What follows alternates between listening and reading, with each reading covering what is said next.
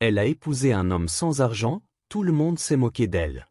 Mais ce qu'il ne savait pas, c'est que cet homme cachait un secret qui allait tout changer. Aujourd'hui, elle vit un rêve. Et ceux qui la critiquaient, ils n'ont plus que leurs regrets. Reste bien jusqu'à la fin, car cette histoire prouve qu'un seul choix peut retourner tout un destin. C'était une journée d'été tranquille dans le petit village de Montcélène. Le ciel était clair, les oiseaux chantaient, et les cloches de l'église sonnaient doucement dans l'air chaud. À l'intérieur de la petite chapelle, des bancs en bois craquaient sous le poids des invités, tous venus assister au mariage de Lina. Lina, radieuse dans une robe simple mais élégante, s'avançait lentement vers l'autel. Ses yeux brillaient, non pas à cause des diamants, il n'y en avait aucun, mais parce qu'elle savait qu'elle faisait le bon choix. Devant elle, Marc l'attendait. Un homme modeste, costume bon marché mais repassé avec soin, le regard rempli d'émotion. Il n'avait ni grande voiture, ni villa luxueuse. Juste un petit garage, un salaire juste suffisant, et un cœur immense. Mais dans les bancs, les murmures fusaient. Tu crois qu'il a au moins de quoi payer un loyer sans elle? Elle aurait pu épouser Julien, le notaire. Là au moins, elle aurait eu une vraie sécurité. Franchement, elle rêve ou quoi? Des anciens camarades de Lina ricanaient en silence. Certaines de ses cousines levaient les yeux au ciel, chuchotant des critiques à peine voilées. Même sa propre mère, élégamment habillée pour la cérémonie, affichait un sourire figé, difficile à décrypter. Mais Lina, elle, avançait, sereine. Dans son cœur, aucune hésitation. Elle connaissait Marc. Elle avait vu ses gestes tendres, sa patience, sa gentillesse envers les autres. Elle savait qu'il se levait tôt pour aider les voisins sans rien attendre en retour. Elle savait qu'il la faisait rire même les jours les plus sombres.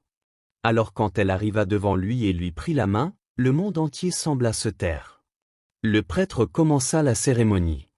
Les vœux furent échangés. Simples, sincères, touchants. Pas de discours pompeux, pas de larmes forcées. Quand ils s'embrassèrent, une vague de chaleur envahit la pièce. Mais certains restaient sceptiques, voire moqueurs. On verra bien combien de temps ça dure. Ils n'avaient aucune idée de ce qui les attendait. Quelques mois avaient passé depuis le mariage. Lina et Marc vivaient dans une petite maison en périphérie du village, avec un jardin qu'ils entretenaient ensemble chaque week-end.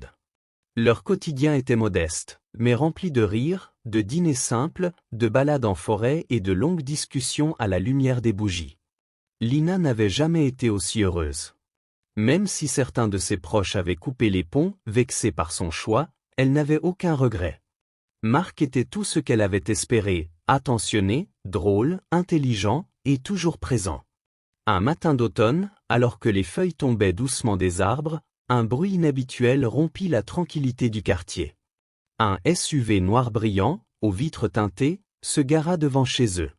C'était une voiture qu'on ne voyait jamais ici, surtout pas dans cette rue tranquille où tout le monde connaissait tout le monde. Marc, en train de réparer une vieille tondeuse dans le jardin, se figea. Il essuya ses mains pleines de cambouis sur un torchon et se redressa. Lina, qui arrosait ses plantes, fronça les sourcils. « Tu attends quelqu'un » demanda-t-elle. Il secoua la tête. Un homme élégant sortit du SUV, costume sur mesure, lunettes de soleil, tablette à la main. Il s'approcha calmement et salua Marc avec respect. « Monsieur Delcourt, le conseil d'administration vous attend. Le jet est prêt à décoller pour Genève. Votre présence est requise pour finaliser la fusion. » Lina écarquilla les yeux, stupéfaite. « Jet ? Conseil d'administration ? Fusion ? Marc, de quoi il parle ?» Marc prit une profonde inspiration. Il semblait nerveux. Il se tourna vers elle, lui prit la main, et parla d'une voix douce. « Je n'ai pas été totalement honnête avec toi. Je suis né dans une famille très riche. Mon père était à la tête d'un empire industriel. Quand il est mort, j'ai hérité de tout. Mais j'étais fatigué des gens qui me traitaient comme un portefeuille. J'avais besoin de disparaître, de redevenir, moi. Alors j'ai changé de ville, j'ai coupé les ponts, j'ai repris un métier simple. Et c'est là que je t'ai rencontré. » Un silence s'installa. Lina cligna des yeux. Elle semblait à la fois perdue et bouleversée. « Tu es milliardaire ?» ?»« Oui, murmura-t-il. Et je n'ai jamais été aussi heureux que depuis que je vis avec toi. Je voulais savoir si quelqu'un pouvait m'aimer pour ce que je suis, pas pour ce que je possède.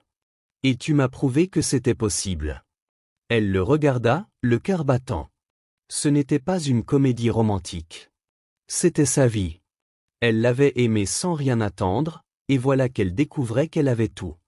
Un sourire discret apparut sur son visage. Elle avança, posa sa main sur la joue de Marc, et dit simplement. « Tu n'avais pas besoin d'être milliardaire pour que je t'aime. Mais maintenant qu'on l'est, allons leur montrer. » Ils montèrent dans le SUV, main dans la main, laissant derrière eux un quartier qui allait bientôt avoir bien des surprises. 1 an plus tard. Lina descendait les marches du Palais Garnier, dans une robe de créatrice, suivie de photographes et de journalistes. À son bras, Marc, élégant dans un smoking noir, lui chuchotait une blague à l'oreille. Ils venaient de clôturer un gala caritatif qu'ils avaient eux-mêmes organisé, pour financer l'éducation de jeunes filles dans les zones rurales. Les flashs crépitaient. Les caméras les suivaient. Ils étaient devenus, sans le vouloir, l'un des couples les plus admirés du pays. Mais dans un petit coin de la salle, à l'écart du tapis rouge, plusieurs visages familiers observaient la scène avec gêne.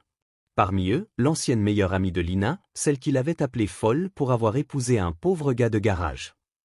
Elle était là, coincée entre 2 sièges, assistant à l'événement grâce à une invitation qu'elle avait pratiquement supplié d'avoir.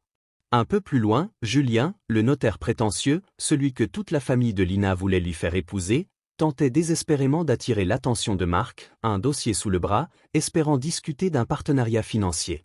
Mais Marc l'ignora poliment, sans arrogance, simplement, avec élégance.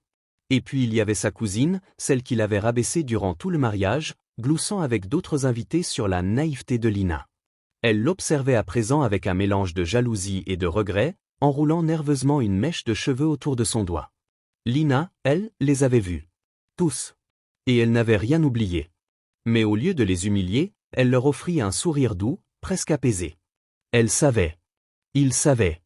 Et c'était suffisant. Plus tard dans la soirée, alors qu'elle parlait devant les invités du gala, sa voix résonna avec calme et force.